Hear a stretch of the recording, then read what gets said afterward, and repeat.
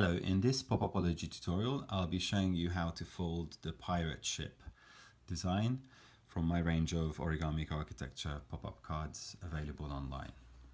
So once you have downloaded and cut your template, you should end up with something that looks like this. As you can see here, we've got a progressive and generational design with some planes that will be appearing at certain angles in space once you start folding the piece.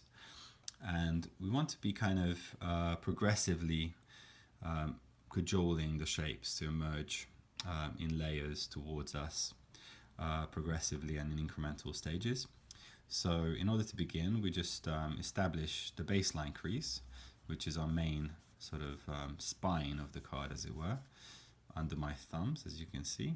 And you just literally just press down on top and supporting it from the back. It will just want to come to a very shallow degree of fold, and do not overfold at this stage, because you tend to damage the card if you overfold at any particular stage too early in isolation. So establish a shallow degree of fold, and make sure, as with these designs tends to happen quite a lot, that you don't have any of your planes snagging on the back aperture.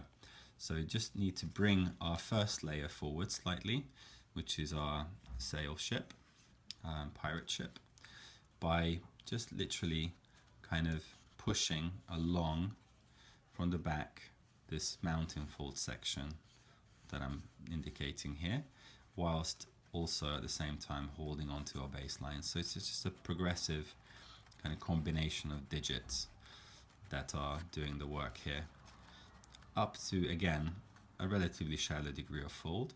But you can actually see now that our first layer is certainly deployed to quite a noticeable degree. And then we just progressively move on to the next layer, which is this palm tree and other foliage layer here. And again, what we want to be doing is just pressing that forward. But at the same time, what tends to happen is the layer just in front of that will start to want to move back. So if that starts to happen, you might want to just literally repeat the process from the other side. It's really kind of, the aim is to progressively fall towards the middle. So we're collapsing the piece, certainly kind of concentrating towards the middle section at the end. So if we fold the back or the top of our design first and then fold the front as well, you will start to converge towards the middle section.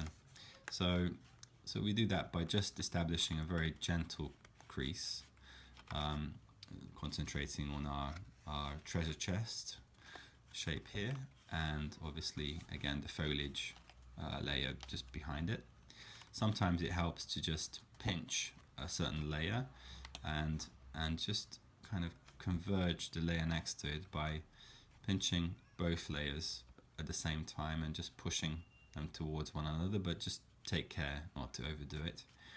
And then moving back again to the back of our card, and literally then you can start to concentrate on the middle layers, as you can see here. So again, just make sure every time you go back to the original entire design, as it were, overall, just make sure nothing is snagging. And now you can deploy your shapes even a little bit more. And again, you'll see it will just want to come forwards in space now. And probably at this stage, probably the most difficult stage, is to collapse this center plane without it being damaged. So all your digits will really need to work in tandem. I tend to hold up or support this plane, this front plane here, with a finger, and also support the back plane with my hands, as it were, and bring those layers forwards together.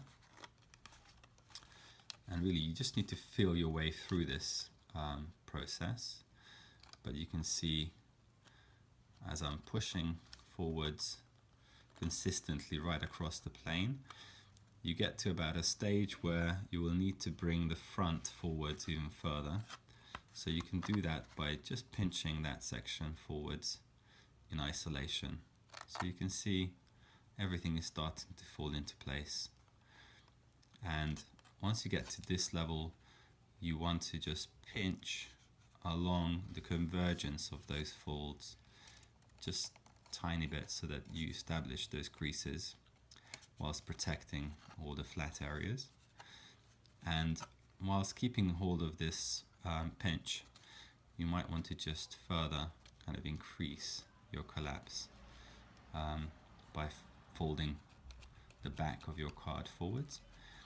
And what tends to happen with this design is, because of all these delicate kind of sharp areas, they do tend to snag. So just as you are collapsing your piece, make sure that nothing gets caught on the way, and it helps to just adjust with gentle kind of supports from the front as well as the back, right down to full collapse.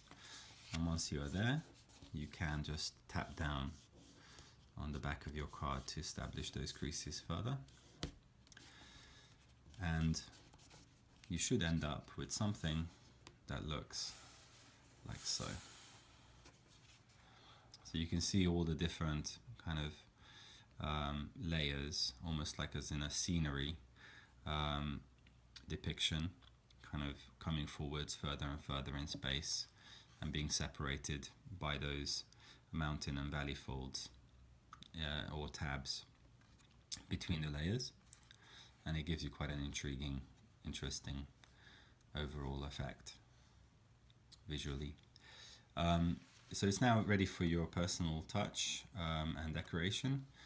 And if you want to complete the card by covering this void that's left by all of our folding on the reverse side of the card, you can use a backing sheet, and I recommend using a transparency backing sheet because you get some really interesting light and shadow plays.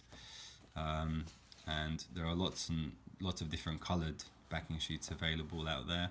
I recommend that you experiment with different colors just to see what suits you best. But as you can see, if I orientate it towards the light, you get some really intriguing light plays and shadow plays across your planes, and you literally need to just secure that backing sheet with a few tabs of glue, and you're ready to go. So there you have it. Hope you enjoy that fold, and do check out all my other projects available online. Hope to see you again soon, and thanks for watching. Goodbye.